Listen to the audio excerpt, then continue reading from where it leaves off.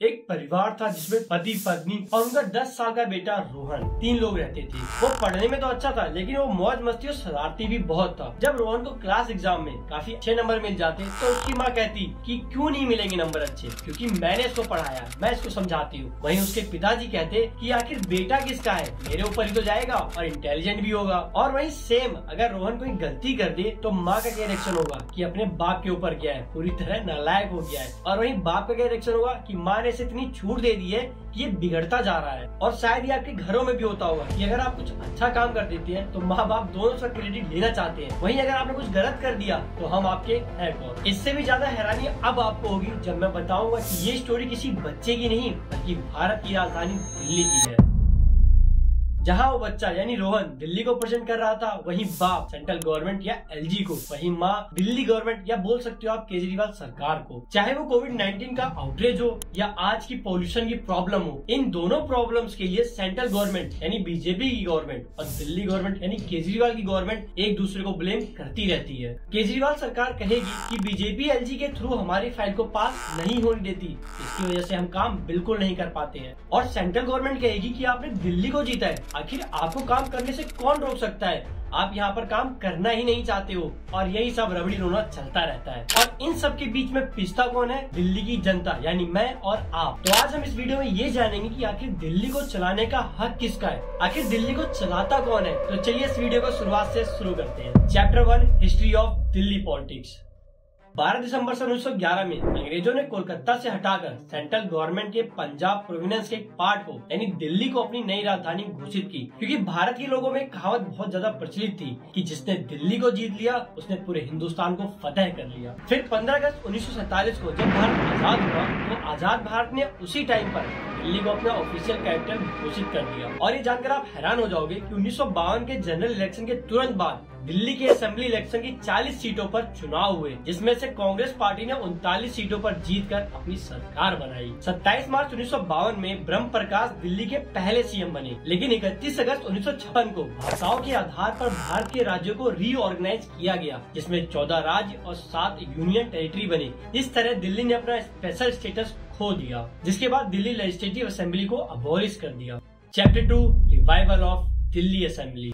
37 सालों तक Delhi legislative assembly shut down रही। फिर 1991 में 69 अमेंडमेंट एक्ट के तहत दिल्ली को यूनियन टेरिटरी के साथ साथ लेजिस्लेटिव पावर एक CM, council of minister plus lieutenant governor रखने का हक दिया गया। आर्टिकल 239A के अकॉर्डिंग दिल्ली गवर्नमेंट के पास ये पावर वो स्टेट लिस्ट और कंकरेंट लिस्ट में कोई भी बिल लाना या न्यू रूल बना सकती थी, सिर्फ 3 सब्जेक्ट को छोड़कर, पुलिस, पब्लिक ऑर्डर और land. Chapter 3 tussle of power.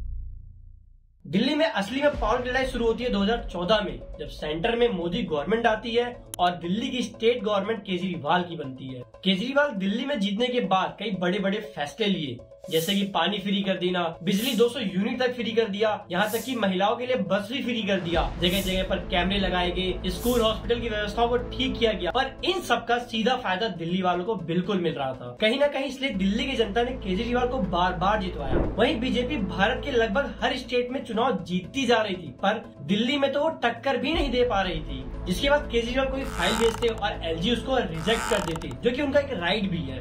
और मान लो कोई फाइल पास भी हो जाती, वो कानून बन भी जाता, तो उसे लागू करने के लिए एडमिनिस्ट्रेशन की जरूरत पड़ती है, जिसके लिए दिल्ली गवर्नमेंट को सेंट्रल यूपीएससी बॉडी के कैडेट लेने पड़ते, क्योंकि दिल्ली के पास अपनी ऐसी कोई बॉडी नहीं है। तो केजरीवाल का कहना है कि अगर हम कोई नया रूल बना भी दे तो आईएएस, आईपीएस या यूपीएससी के एडमिनिस्ट्रेट उसको ढंग से लागू ही नहीं करते, तो आखिर हम भला काम कैसे करें। और इसलिए केजरीवाल सुप्रीम कोर्ट चले गए और सुप्रीम कोर्ट ने भी केजरीवाल के पक्ष में ही फैसला लिया कि स्टेट गवर्नमेंट को अपनी पॉलिसी इम्प्लीमेंट करने के लिए एडमिनिस्ट्रेटिव की जरूरत है, जो स्टेट दिल्ली गवर्नमेंट के अंडर काउंटेबल होंगे। अगर कोई ऑफिसर ढंग से काम नहीं कर रहा है तो Delhi government can transfer them. But supreme court ने ये भी कहा कि दिल्ली एक कंप्लीट स्टेट नहीं है, इसलिए दिल्ली गवर्नमेंट अगर कोई बड़ा फैसला लेना चाहती है तो उसे एलजी की एडवाइस भी लेनी पड़ेगी। इस फैसले ने गवर्नमेंट ऑफ दिल्ली को दिल्ली का हेड बना दिया। बट इसके कुछ समय बाद अमित शाह दिल्ली का ऑर्डिनेंस बिल ले आए, जिसने इस पूरे फैसले को बिल्कुल पलट के रख दिया, जिसके बाद एलजी को ही दिल्ली के ग्रुप ए सर्विस का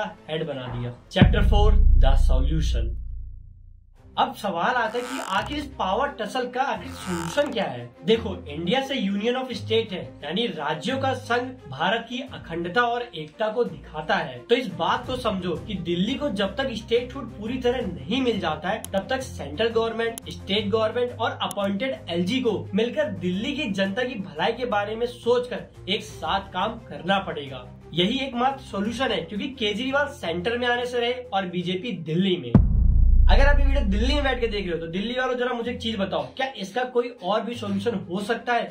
अगर हो सकता है तो कमेंट में #दिल्ली लिख करके वो सॉल्यूशन जरूर लिखिए, मैं उसको जरूर पढ़ना चाहूंगा। और हाँ, अगर आप ट्रम्प की लाइफ के बारे में जानना चाहते हैं तो इस साइड वो वीडियो पॉपअप हो रही, आप उस पर क्लिक करके आप ट्रम्प की लाइफ के बारे में जान सकते हैं। बस आज के लिए इतना ही। अगर वीडियो इन्फॉर्मेटिव लगी हो तो वीडियो को लाइक करें और चैनल को सब्सक्राइब जरूर करें। और हाँ, ये वीडियो ज्यादा लोगों तक शेयर करें ताकि लोगों को पता चले कि दिल्ली में इतनी ज्यादा दिक्कतें क्यों है। बस आज के लिए इतना ही, तब तक के लिए जय हिंद।